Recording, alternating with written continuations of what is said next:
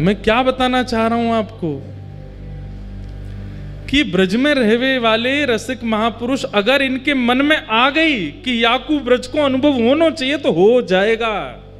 आपके अनेक प्रयासों से नहीं होगा, आपके अथक प्रयासों से नहीं होगा, किसी रसिक के मन में आ गई कि इसको ब्रज प्राप्त हो तो हो जाएगा।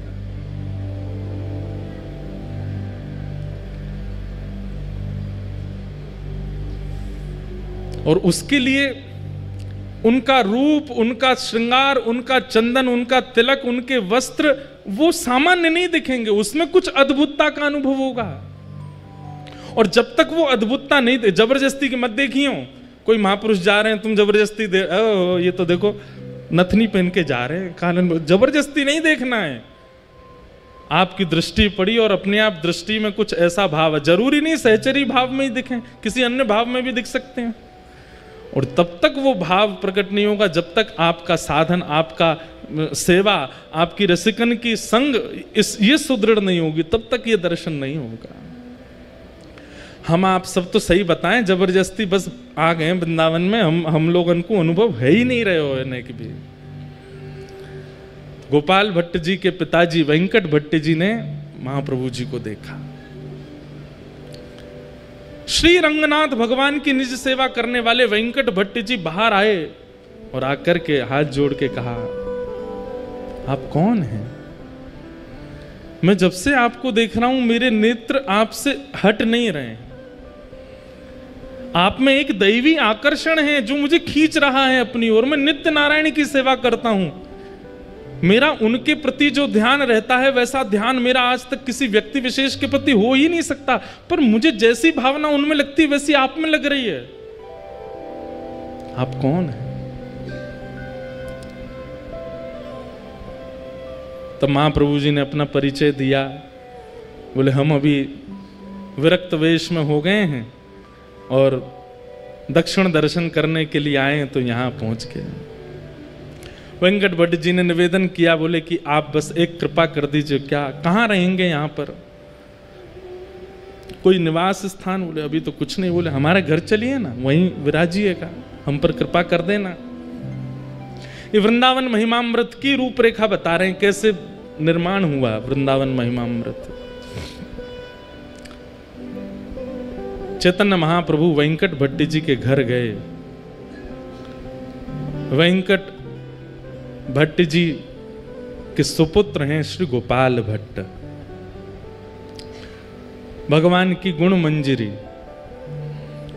महाप्रभु जी जैसे ही घर पहुंचे, उनकी पत्नी, उनके रिश्तेदार सबने महाप्रभु जी का दर्शन किया। लेकिन जैसे ही श्री गोपाल भट्ट जी ने दर्शन किया, गोपाल भट्ट जी तो मानो जैसे उनकी भी स्थिति ऐसी हो गई, पलक झपकना भूल गए, पैर धर कहीं रहे, जा कहीं रहे, देख करके अपने वश में अपना शरीर नहीं है, ऐसी स्थिति हो गई।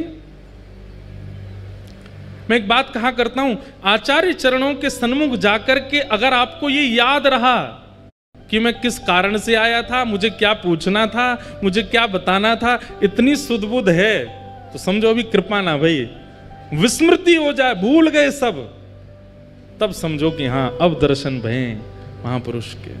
भूल गए, प्रश्न याद नहीं आ रहा है, क्या सोच के आए थे भूल गए, लाए थे माला लेके आए थे, प्रसाद लेके आए थे, दक्षिणा पोशाक कुछ अर्पित करने, कुछ पता ही नहीं चल रहा है, उठा कुछ रहे हैं, धर कुछ रहे हैं, ऐसी स्थिति हो जाएगी।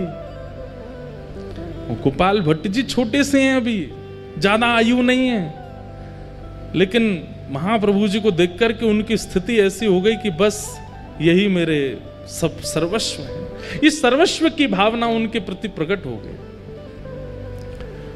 महाप्रभु जी का एक वैष्णव भाव से जैसा सम्मान होना चाहिए, पूरे परिवार ने किया, माला पहनाई, चंदन लगाया, पोशाक उड़ाई, चरण धोए, सबने चरणामृत पिया। गोपाल भट्ट जी के मन में एक भावना आ गई, जब चरणामृत बांट रहे थे तो सबको थोड़ा थोड़ा ही दे रहे थे, मतलब जैसे एक ही बूंद गिरे, क्यों, जितना बच जाएगा सब मैं पी जाऊंगा, सबको बांट दूंगा तो मेरे लिए नहीं बचेगा, ऐसी भावना चित्त में आ गई। तो सब लोग हाथ पसार के खड़े, चरणामृत दो महाप्रभु जी का। तो गोपाल भट्ट जी छुआते हैं और न्यों देते हैं, एक ही बूंद गिरती है, अरे और दो, नहीं इतना ही लो। और जैसे सब में बांट दिया, पता चली सब हो गया, जितना बचा सब पान कर गए स्वयं ही। आहा,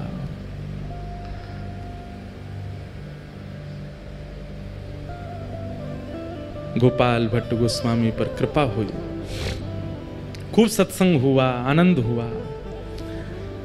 अगले दिन श्री चैतन्य महाप्रभु प्रस्थान करने के लिए तैयार हुए।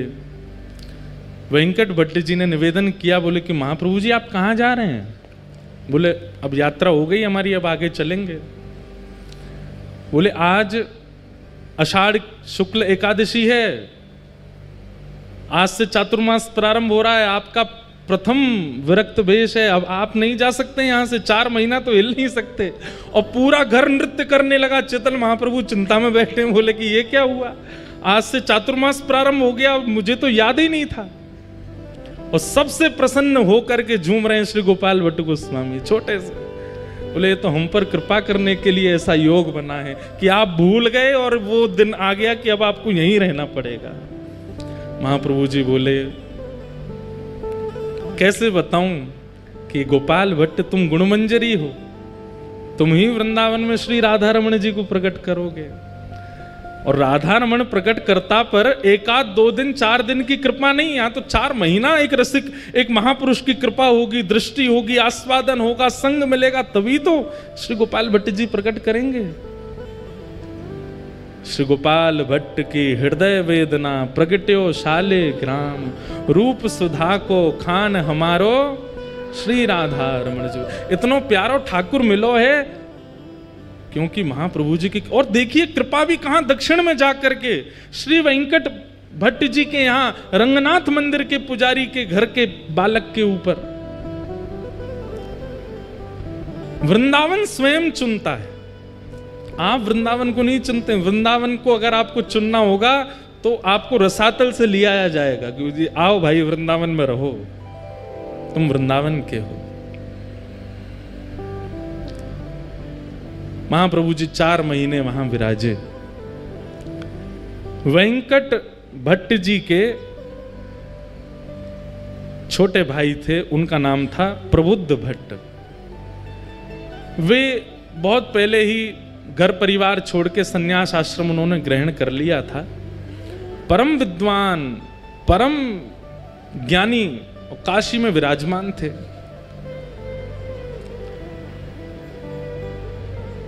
ऐसा ज्ञान था उनका कि उनके जैसे उन्होंने 10,000 शिष्य बनाए, मतलब ना ज्यादा ना कम, अपने जैसे ही 10,000 बना दिए। इतने ज्ञानी थे, उनके सामने बड़े बड़े विद्वान टिक नहीं पाते थे।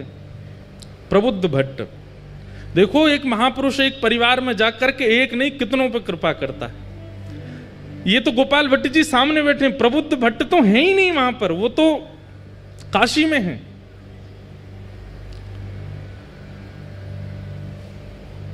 कभी कभी अपने घर की पूछते थे क्या चल रहा है घर पर, तो उन्होंने पूछताछ करी, भैया हमारे दक्षिण में हमारे परिवार में सब आनंद मंगल है। कोई गया था दक्षिण से, उसने जाकर के बताया, बोले महाराज आनंद मंगल, आपके यहाँ तो वेद पाठ आदि सब बंद हो गए, आपके यहाँ पे नित्य पूजा आदि यज्ञ हवन होम होते थे, सब बंद हो गया, अब तो एक ही चीज होती है। बोले क्या? भुजा उठा के हरि हरि बोलो, हरि हरि बोलो, सब प्रेम से बोलो, हरि बोलो, ये सब होता है। प्रबुद्ध भट्ट जी बोले ये कौन कर गया, ये क्या बात बोल रहे हो, ऐसा हो ही नहीं सकता। हमारे दोनों बड़े भैया बड़े वैदिक हैं और बड़े कर्मनिष्ठ हैं, कर्मकांड तो हमारे यहाँ रोज हवन होता है, रोज यज्ञ होता है, नियम से वेंकट रंगनाथ भगवान की सेवा अर्चना कैंकर्य होता है, ये क्या बोल रहे हो? बोले अरे महाराज आपको नहीं पता, आपके यहाँ की स्थिति सब बिगड़ गई है। कारण? बोले कारण कोई कृष्ण चैतन्य महाप्रभु हैं, वो पहुंच गए। कहते हैं उनको देखते ही प्रेम प्रकट हो जाता है चित्त में, उनको देखते ही भाव प्रकट हो जाता है। उन्होंने जाकर के आपके परिवार के ऊपर ऐसा टोना किया है, सब एक तरफ धर के केवल और केवल हरिनाम संकीर्तन करते हैं।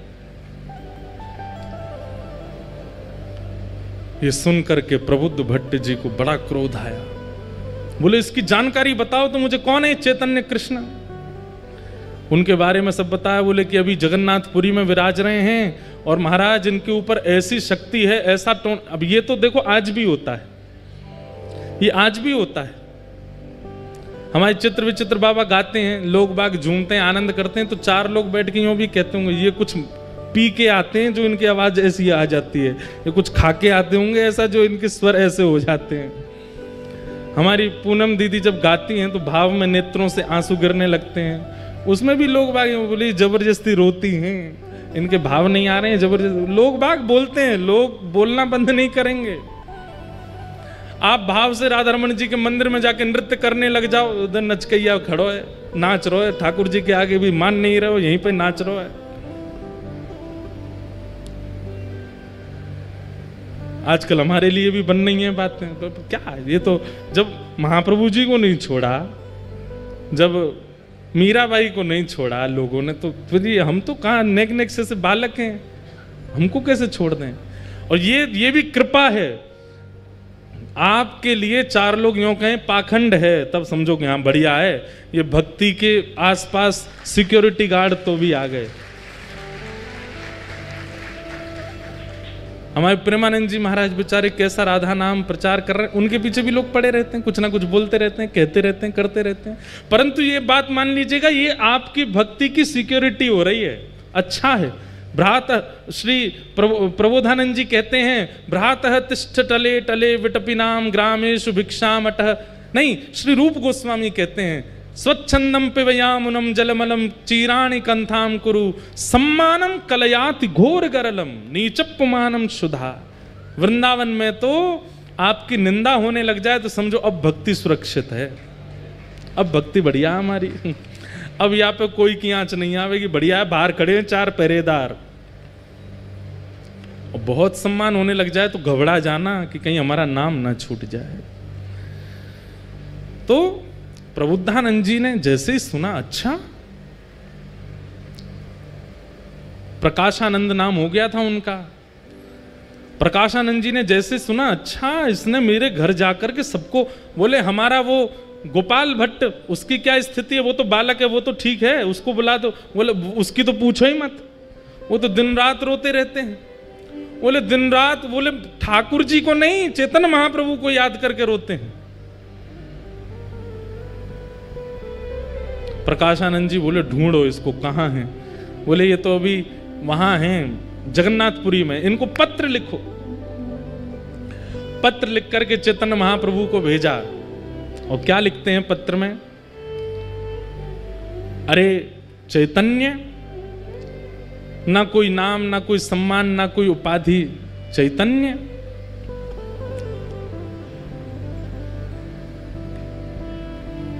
सन्यासी हो, सुना है हमने, लेकिन सन्यासी होकर के तुम बहुत नाचते हो, उछल उछल करके नाचते हो, गाते हो, ये सन्यासियों का स्वरूप है।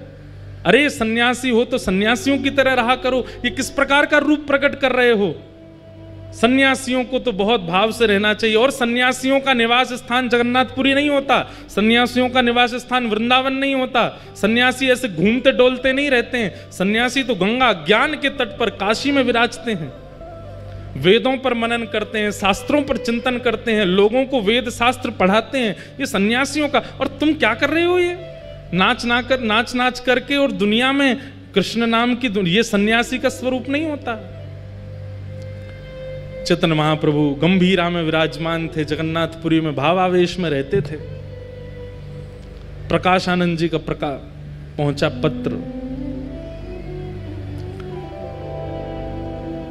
पत्र पढ़कर के शिष्यगण सब सुनाने लगे। और जैसे ही उसमें भाव सुने, इतना आक्षेप सुना, अपने बारे में इतनी निंदा सुनी, महाप्रभु जी प्रसन्न हो गए। जय हो जय हो, जय जगन्नाथ। महाप्रभु जी की बड़ी कृपा, महाप्रभु जी का बड़ा अनुग्रह है। अरे भैया आज तो उत्सव होना चाहिए, लड्डू बांटो लड्डू बांटो। अच्छा है, जय हो हमारे गोपेश बाबा की जय हो। गौ माता की पूरे ब्रजमंडल में और पूरे भारतवर्ष में सेवा के प्रकल्प को लेकर के खूब महाराज जी सजग रहते हैं। ऐसे हमारे महाराज जी को बारंबार प्रणाम। क्या बता रहा था मैं, सुनो सुनो इधर देखो। क्या बता रहा था मैं? हैं? हाँ, पत्र आया, लड्डू बांटो, रबड़ी बांटो। और संघ के जितने महाप्रभु जी के अनुयायी थे सब बोलने लगे, आप तो महाप्रभु हैं, पर हमको कितनी पीड़ा हो रही है ये पत्र पढ़ के। कोई आपके विषय में इतना बुरा भला बोल रहा है और आप इतने आनंद में हो। महाप्रभु जी बोले, नहीं नहीं, ये रक्षा है, ये भक्ति की रक्षा है, ये भाव की रक्षा है, ये हमारी सेवा की रक्षा है, ये रक्षा तो होती रहनी चाहिए। अच्छा है, मैं बहुत दिन से प्रयास कर रहा था, विचार कर रहा था, इतने प्रेमी ही प्रेमी मिल रहे हैं, कोई हमको निंदा करने वाला नहीं मिल रहा। बहुत अच्छा, ठाकुर जी ने चुन के भेजा, ये पत्र संभाल के हमारे कक्ष में रखो। ऐसे महाप्रभु जी। लेकिन उनके परम शिष्य स्वरूप दामोदर दास जी बोले, इसका उत्तर तो मिलेगा। महाप्रभु जी आप शांत रहिए, हम उत्तर भेज दे। बोले नहीं, उत्तर में कुछ ऐसा नहीं, ऐसा कुछ नहीं लिखेंगे, आपको पढ़वा के ही भेजेंगे। और उन्होंने उत्तर में क्या लिखा? हे प्यारे सखा, आपने जो बात कही कि सन्यासी को काशी में रहना चाहिए, गंगा के तट पर रहना चाहिए, शिव की आराधना करनी चाहिए, वेद वेदांतों का नियम पाठ करना चाहिए, आदि आदि। बोले आप जिन शिव की आराधना करते हैं उन शिव के मस्तक पर जो गंगा है ना, वो महाप्रभु जगन्नाथ जी के चरणों से ही प्रकट होती है। श्री कृष्ण के चरणों से ही प्रकट होने वाली गंगा है जिसके तट पर काशी विराजमान है। आप तो उस गंगा के तट पर रहते हैं जो ठाकुर जी के चरणामृत है। हम तो जगन्नाथपुरी में महाप्रभु जी के संग ही रहते हैं, जिनके चरणों से गंगा निकली हम उनके साथ रहते हैं। और आप काशी की इतनी महिमा बता रहे हो कि काशी में मुक्ति मिलती है, सन्यासियों को रहना चाहिए, आदि आदि। वहां पर महादेव कान में मंत्र बोलते हैं काशी में, ऐसा कहते हैं मणिकर्णिका पर अगर संस्कार हो जाए किसी का तो जीवन में उसने कितने भी पाप किए हों, महादेव उसके कान में राम तारक मंत्र बोलते हैं, उसकी सीधे भगवत प्राप्ति होती है। काशी में अंतिम संस्कार की बड़ी महिमा है। बोले वहां महादेव भी कान में आकर के राम कृष्ण का ही नाम बोलते हैं। तो इसलिए सन्यासी अगर काशी में ना रहे तो इसमें कोई दिक्कत नहीं है, वो तो साक्षात कृष्ण के साथ रहते हैं। ऐसा करके पत्र भेज दिया। लेकिन निंदा करने वालों को उत्तर देने से वो निंदा करना बंद नहीं करते, और ज्यादा करते हैं।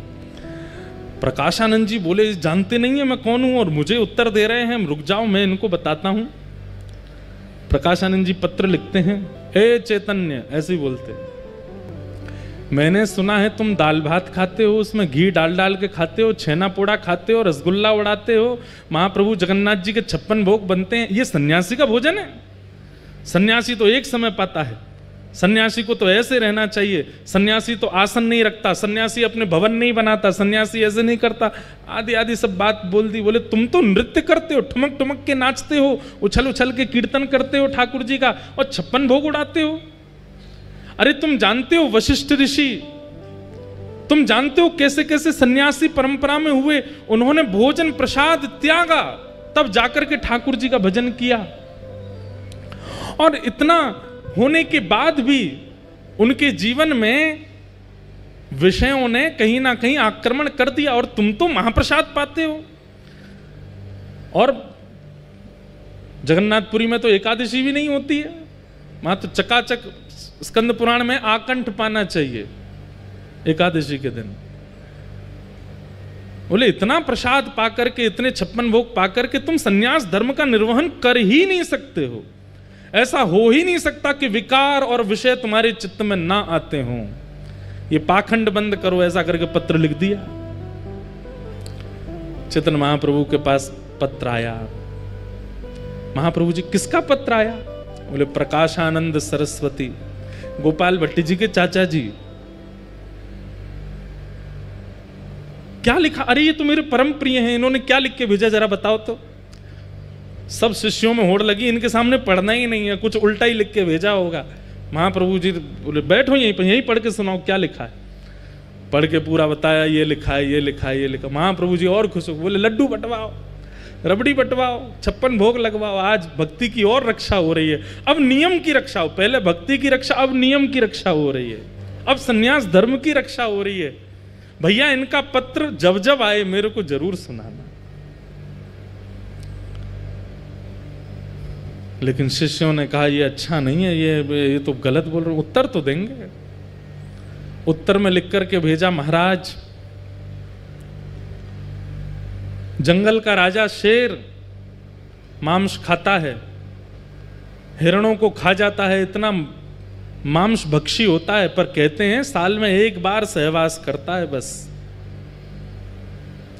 ऐसा दूषित भोजन करने वाला और काम पर इतना विजय उसका, और वहीं वृक्षों पर रहने वाले ये पक्षी जो तिनका खाते हैं, दाल खाते हैं, उड़द सूखे सूखे कंकड़ खा जाते हैं, सूखे सूखे ये सब खा करके अपना पेट भरते हैं, और इनके काम में कभी भी कटौती नहीं होती, महाकामी होते हैं।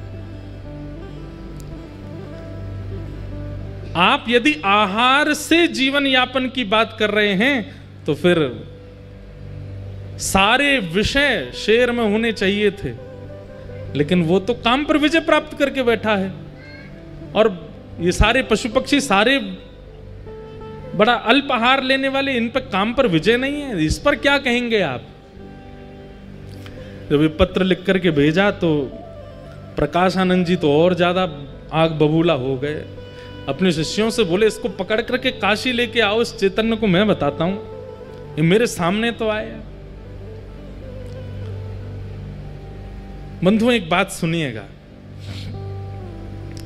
सब साधन कर लीजिए जीवन में, लेकिन उस साधन का अहंकार नष्ट करने की सामर्थ्य केवल और केवल प्रेम लक्षणा भक्ति में है। अगर प्रेम लक्षणा भक्ति जीवन में नहीं है और आपका नाम जब 2 लाख पहुंच गया है, अभिमान आएगा। प्रेम लक्षणा भक्ति जीवन में नहीं है और हर एकादशी गिरिराज जी की परिक्रमा करते हो तो उस परिक्रमा का अभिमान आएगा। सेवा का अभिमान सामान्य अभिमान से ज्यादा भयानक है। कई लोगों को सेवा का अभिमान हो जाता है, हम इतना नाम जप करते हैं, हम ऐसी सेवा करते हैं। अरे हमको कई बार मन में भाव आता, इतनी कथा कर रहे हैं, धुआंधार यहां से वहां भागते ही रहते हैं। प्रेम लक्षणा भक्ति चित्त में होगी तो अपनी सेवा का अभिमान नहीं होगा। प्रेम लक्षणा भक्ति तो दैन्यता लाती है, दीन बनाती है, सरल बनाती है, सहज बनाती है। प्रकाशानंद जी के पास सब कुछ है, लेकिन भक्ति नहीं है, प्रेम नहीं है। उनको वेद वेदांत कंठस्थ याद हैं, जहां से जब चाहे उस श्रुति का पाठ शुरू कर देते हैं, लेकिन प्रेम भक्ति नहीं है। लेकिन कृपा तो इन पर करनी है, और वो समय आया। ये पत्रों से आदान प्रदान तो बहुत दिनों तक चलता रहा, बहुत निंदा करने लगे सब जगह महाप्रभु जी की, लेकिन एक बार समय आया। क्या? महाप्रभु जी काशी पधारे और तपन मिश्र नाम के एक भक्त थे, उनके यहां महाप्रभु जी विराजमान थे। इनको पता चला प्रकाशानंद जी को कि वही कृष्ण चैतन्य काशी आया है। बोले इसको कैसे भी करके मेरे सामने ले आओ। ये मेरे सामने आया नहीं और मैंने अपने वेद वेदांतों के बाणों से इसका पर्दाफाश कर दूंगा। ऐसे ऐसे बात। अब सोचो कितना घनघोर वैष्णव अपराध इनसे बन रहा है। वैष्णव अपराध के 2 ही निधान हैं। पहला निधान तो बहुसंख्या में वैष्णव यदि क्षमा कर दें तो वैष्णव अपराध दूर होगा, या जिसके प्रति वैष्णव अपराध बना है वो क्षमा कर दे तो वैष्णव अपराध दूर होगा। इतना भयानक वैष्णव अपराध बन गया था इनसे। अब महाप्रभु जी को इनके पत्रों से चिंता होती थी। क्या चिंता होती थी कि बोले भैया इनको गति कहाँ मिलेगी, ये जिस तरीके की भाषा बोलते हैं, जितना अपमान करते हैं, भले ही कुछ नहीं है लेकिन कृष्ण नाम तो बोलते ही हैं, इनकी गति कैसे होगी। अब महाप्रभु जी ने मन बनाया कि मुझे इनसे एक बार तो मिलना है। लेकिन कैसे मिलन हो? तब काशी में एक सन्यासियों की सभा हुई और उस सभा में सब सन्यासी पधारे, सब वेदज्ञ पधारे, सब ज्ञानी पधारे। तभी लोगों ने जाकर के प्रार्थना की महाप्रभु जी से कि आप भी चलो। महाप्रभु जी बोले हम भीड़ में नहीं जाते, सभा में नहीं जाते। बोले नहीं महाप्रभु जी आप चलेंगे, इतने लोगों को दर्शन होगा, चलिए ना। महाप्रभु जी आए, यहां मंच पर बैठे हुए प्रकाशानंद जी को पता नहीं था कि महाप्रभु जी आने वाले हैं। पूछने लगे, बोले भैया विलंब क्यों हो रहा है इतना ज्यादा, इसको सभा को आगे बढ़ाओ। तभी किसी ने कहा, बोले कृष्ण चैतन्य महाप्रभु आ रहे हैं, उनकी प्रतीक्षा हो रही है। प्रकाशानंद जी ने तो अपनी कमर कसी, सिर पर एक पटका सा बांधा, बोले आज आने दो, आज बढ़िया है, इतनी सभा है, सबके सामने इसको आज देखूंगा। हाथ कांप रहे हैं, क्रोध में पैर कांप रहे हैं, आंखें लाल पड़ गई हैं, ताम्रवर्ण हो गया है, कब आएगा कब आएगा, मेरे सामने तो पड़े एक बार। इतने में ही श्री चैतन्य महाप्रभु का आगमन हुआ, और जैसे ही महाप्रभु जी का उस सभा में गृह में प्रवेश हुआ, मानो जैसे किसी ने जलाशय में बैठे हुए लोग थे और किसी ने करंट छोड़ दिया हो। जैसे ही महाप्रभु जी का आगमन हुआ, मानो महाप्रभु जी वहां आए और यहां आगे बैठा व्यक्ति कृष्ण कृष्ण कृष्ण कृष्ण कृष्ण, उसके मुख से नाम ध्वनि प्रकट हो गई। इतने में ही पीछे का कोई व्यक्ति कृष्ण कृष्ण कृष्ण कृष्ण, मुख से नाम प्रकट होने लगा। कभी वहां दूसरा व्यक्ति हरि बोल कहकर के नृत्य करने लगा। पूरी सभा मानो देखते ही देखते देखते, और केवल नाम नहीं प्रकट हो रहा है, नेत्रों से भावाश्रु जल बह रहे हैं, सब भुजा उठा करके नृत्य कर रहे हैं। केवल महाप्रभु जी की उस सभा में आगमन मात्र से यह स्थिति हो गई। मंच पर बैठे प्रकाशानंद जी ने जैसे ही देखा, अभी ये नहीं पता था कि यही चैतन्य महाप्रभु हैं, देखते ही मेरे आंसू क्यों आ रहे हैं, मेरा शरीर क्यों कांप रहा है, कृष्ण कृष्ण कृष्ण, हरि बोल हरि बोल हरि बोल, ये कैसे शब्द मेरे भीतर से प्रकट हो रहे हैं। आसपास के अपने बालकों से बोले, तुमको भी मेरे अंदर से कृष्ण नाम सुनाई दे रहा? बोले जी गुरु जी, ये मेरे आंसू क्यों आ रहे हैं, कुछ सभा में हुआ है क्या? तभी कोई कहता है, महाप्रभु कृष्ण चैतन्य आ गए। बंधुओं, विचार करके मन में भाव आता है, जिनकी उपस्थिति मात्र एक पत्थर हृदय के चित्त में भाव प्रकट कर देती है, कैसे महाप्रभु जी रहे होंगे।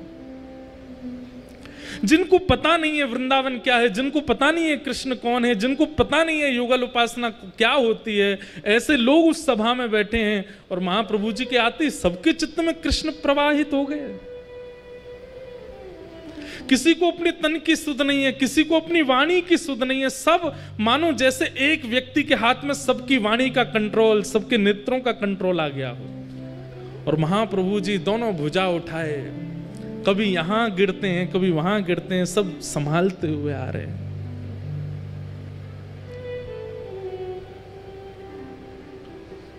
प्रकाशानंद जी अपने क्रोध विरोध को तो भूल गए, मुख से नाम प्रकट हो गया, नेत्रों से आंसू प्रकट हो गए, और तभी चैतन्य महाप्रभु आए और आकर के ऐसे ही नीचे सभा में ही एक जगह सी बना दी लोगों ने। अच्छा, एक बात मैंने पढ़ी कि लोग बाग स्पर्श करने जाते थे महाप्रभु जी का, तो संग में जो उनके गोस्वामी आदि सब रहते थे वो स्पर्श नहीं करने देते थे। क्यों? क्योंकि ऐसी भाव साम्राज्य में रहते थे महाप्रभु जी, अगर किसी ने स्पर्श कर लिया तो वो सह नहीं पाएगा। अपने आप ही पहले जगह कर दी, भैया दूर दूर बैठो, इनका स्पर्श मत करना। महाप्रभु जी आकर के बैठ गए और भाव से बैठ करके सब सन्यासियों को प्रणाम किया, सबके चरण रज को अपने माथे से लगाने लगे। पता नहीं प्रकाशानंद जी को क्या हो गया, लोग बाग प्रकाशानंद जी को देख रहे हैं कि अब ये क्या बोलेंगे, लेकिन प्रकाशानंद जी तो अत्यंत भाव में आ गए, उठ करके नीचे आए, बोले जय हो। आप नीचे क्यों बैठ के, ऊपर आइए ना। नहीं नहीं, मेरा स्थान यहीं ठीक है। तो जैसे कोई नीचे बैठ जाए तो उसको पकड़ के ऊपर लाते हैं, तो जैसे ही हाथ पकड़ा महाप्रभु जी का, सब बोले ये नहीं करना था इनको, और जैसे ही स्पर्श किया है, हाँ कृष्ण हाँ कृष्ण हाँ कृष्ण कह करके वहीं गिर पड़े प्रकाशानंद जी। शरीर पूरा कंपन होने लगा, नेत्रों से आंसू गिरने लगे। महाप्रभु जी ने किसी से कहा इनको संभालो। सुनने में इस स्थिति को हम अनुभव ही नहीं कर पाएंगे जो स्थिति होती थी। हमारे अष्ट सखा गाते हैं, एक हमारे अष्ट सखाओं में एक सखा हुए, उनका नाम था छीत स्वामी, क्या नाम था? पहले इनका नाम था छीतू पंडा, क्या नाम था? ये बड़े उग्र स्वभाव के और मजाक मतलब संतों की उपहास करना, उनके मजाक उड़ाना। उस काल में मथुरा आए थे हमारे श्री वल्लभाचार्य जी महाराज, और ये उनकी परीक्षा लेने के लिए गए थे। लेकिन जैसे ही महाप्रभु जी का दर्शन किया, दर्शन करते ही चित्त से सारे विकार खत्म हो गए, नेत्रों से आंसू गिरने लगे। छीत स्वामी जी ने एक पद गाया, और वही पद आज प्रकाशानंद जी के मुख से मानो प्रकट हो रहा हो महाप्रभु जी को देख करके। भई अब गिरधर सो पहचान, भई अब गिरधर सो पहचान, भई अब गिरधर सो पहचान, भई अब गिरधर सो पहचान। मतलब रसिक जनों के दर्शन बिना पढ़े बिना सुने केवल दर्शन से ठाकुर जी की अपने आप पहचान होने लग गई। ठाकुर जी अपने आप समझ में आने लगे। कहां इतनी कथाएं, इतने प्रवचन सुनने के बाद भी ठाकुर जी का अनुभव नहीं होता, लेकिन एक रसिक की दृष्टि मात्र पढ़ने से ठाकुर जी से पहचान होने लगी। छीत स्वामी जी कह रहे हैं, मैंने कोई साधन नहीं किया, मैंने यमुना स्नान नहीं किया, मैंने कभी जाप नहीं किया, लेकिन इनके सामने बैठने मात्र से मुझे ठाकुर जी के रूप का बोध हो गया। तब उन्होंने ये गाया, भाई अब गिरधर सो पहचान, भाई अब गिरधर सो पहचान। कपट रूप छलवे को आयो, कपट रूप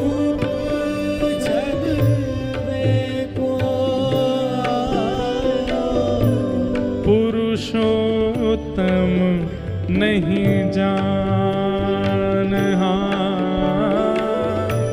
पुरुषोत्तम नहीं जान।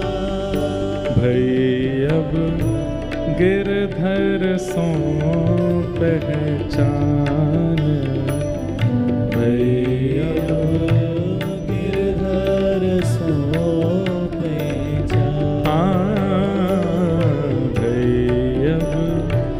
गिरधर सो पहचान, गिरधर सो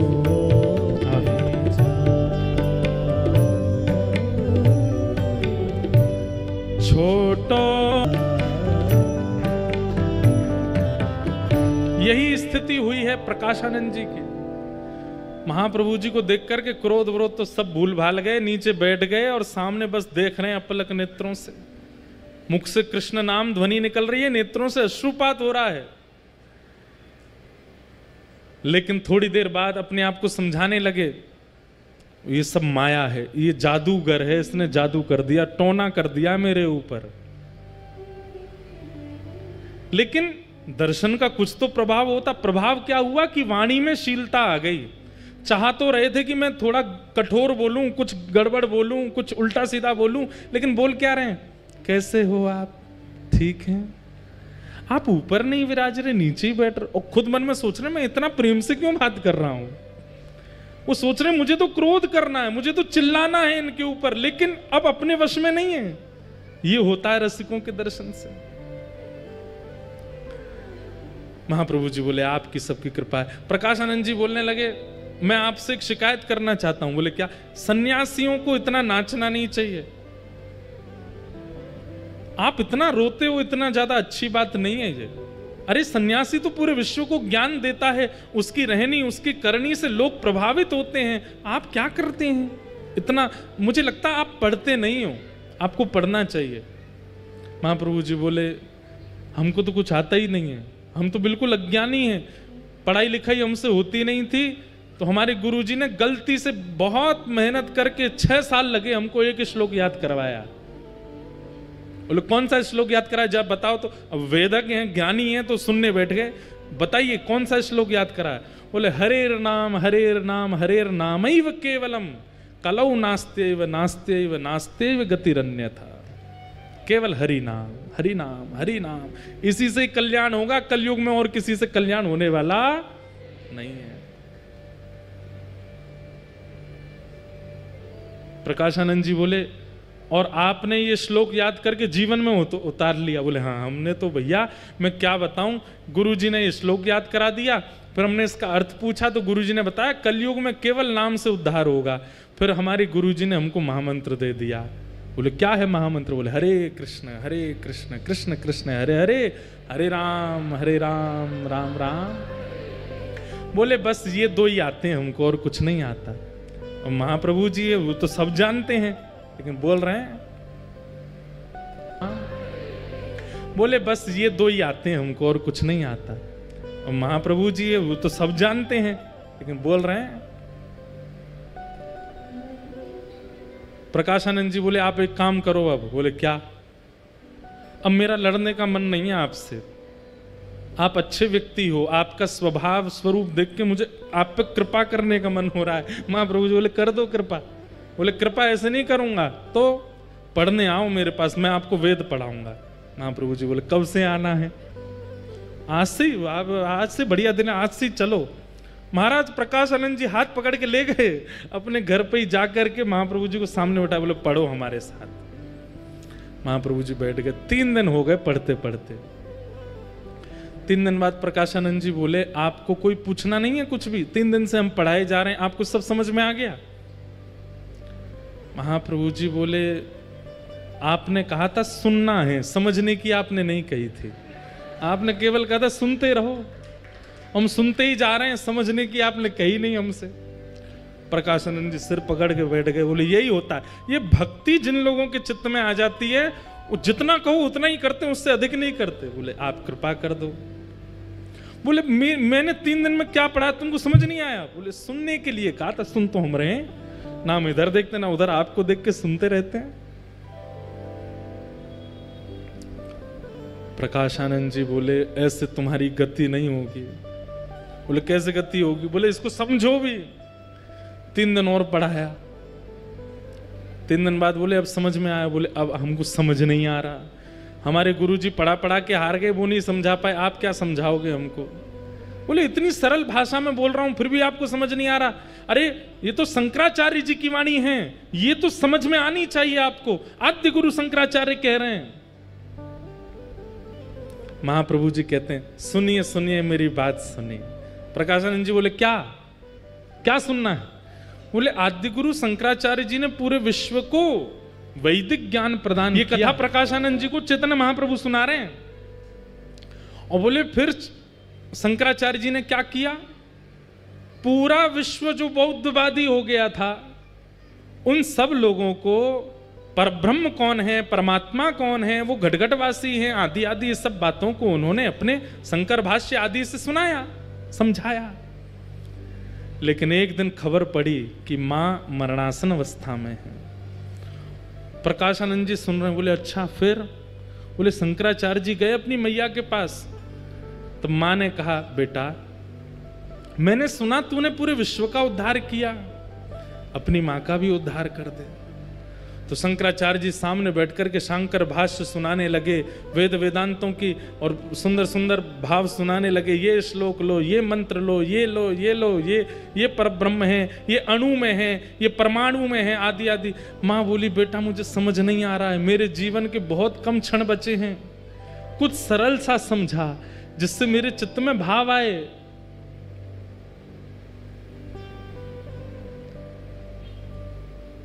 तब पता है प्रकाशानंद शंकराचार्य जी ने क्या सुनाया। बोले क्या सुनाया। बोले श्री कृष्णाष्टकम भजे ब्रजैकमण्डलम समस्त पाप खंडनम सुभक्त चित्तरंजनम सदैव नंद नंदनम सुपीच्छ गुच्छमस्तकम, जो पीली पीली पाग अपने सिर पर धारण करते हैं, सुनाद वेणुहस्तकम अनंगरंग सागरम नमामि कृष्ण नाम। और ये सुनते सुनते शंकराचार्य जी सुनाते सुनाते रो रहे हैं, और सुनते सुनते मां के नेत्रों से अश्रु निकले और भगवत धाम की प्राप्ति हो गई। अपनी स्वयं की जन्मदात्री मां के लिए शंकराचार्य जी कृष्णाष्टकम गाते, और आप मेरे को यहां पे वेद वेदांत पढ़ाने बैठ गए हो। गति तो कृष्ण नाम से ही होगी प्रकाशानंद जी। प्रकाशानंद जी बोले इसका प्रमाण दो मुझको, प्रमाण दे दिया। बोले वहां लिखा है, इस बात का प्रमाण दो, उसका प्रमाण दे दिया। बोले नाम से गति होगी, इसका प्रमाण दो, प्रमाण दे दिया। प्रमाण प्रमाण प्रमाण प्रमाण, इतने प्रमाण दे दिए प्रकाशानंद जी को। लेकिन कुतर्की व्यक्ति के प्रमाणों से काम नहीं चलते, वो तो इसका भी प्रमाण लेके आओ। तो चैतन्य महाप्रभु को क्रोध आया, और जैसे ही आवेश में क्रोध आया, षड्भुज रूप धारण करके चैतन्य महाप्रभु प्रकट हो गए सामने। बोले तुझे प्रमाण चाहिए, देख प्रमाण, मैं ही प्रमाण हूं। और राम कृष्ण युक्त जब महाप्रभु जी का दर्शन किया, हाथ में धनुष बाण लगे हैं, कर में बंशी लगी है, जब षड्भुज रूप का दर्शन किया, बस एक क्षण के लिए दर्शन दे करके महाप्रभु जी ने तुरंत अपने भाव को अपने अंदर व्यवस्थित किया और चले गए वहां से। प्रकाशानंद जी तो रो रो के बुरा हाल हो गया उनका। बोले कि ये सामान्य नहीं है, ये साधारण नहीं है, ये कोई टोना टोटका जादूगर नहीं है, ये तो साक्षात श्री कृष्ण है, ये साक्षात श्री राम है, ये साक्षात परमात्मा ही इनके चित्त में विराजमान है। मैं इनको सामान्य पुरुष समझ रहा हूं।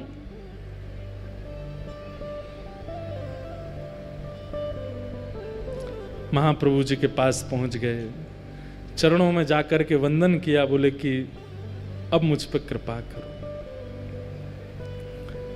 मैंने वेद वेदांत उपनिषद किसी को नहीं छोड़ा, सब पढ़ लिख करके विद्वान बन गया, लेकिन मैं आज इतनी वृद्धावस्था में अनुभव कर रहा हूं कि मेरी तो अधोगति हो रही है।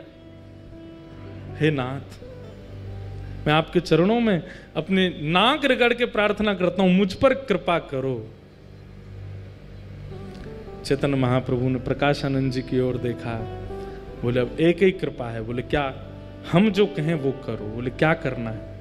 बोले इसी वक्त सब छोड़ के वृंदावन चले जाओ, श्रीधाम वृंदावन की प्राप्ति कर लो। और श्री वृंदावन में जाकर के वहां आपको रूप गोस्वामी मिलेंगे, सनातन गोस्वामी मिलेंगे, मधु पंडित मिलेंगे, आदि आदि सब मिलेंगे। हमारे रूप गोस्वामी जी ने श्री गोविंद देव जी को प्रकट किया है, सनातन जी को मदन मोहन जी मिले हैं, मधु पंडित को गोपीनाथ जी मिले हैं। आपके ही परिवार का एक बालक गोपाल भट्ट, जिसका नाम सुनकर के आप इतने बौखला गए थे, वह भी आएगा वृंदावन, और उसके यहां भी ठाकुर जी प्रकट होंगे। आप उससे पहले वृंदावन जाइए और श्री वृंदावन की महिमा पर अपनी कलम चलाइए, वृंदावन की महिमा को प्रकट करो। प्रकाशानंद जी ने चरणों में प्रणाम करके कहा कि हे महाराज,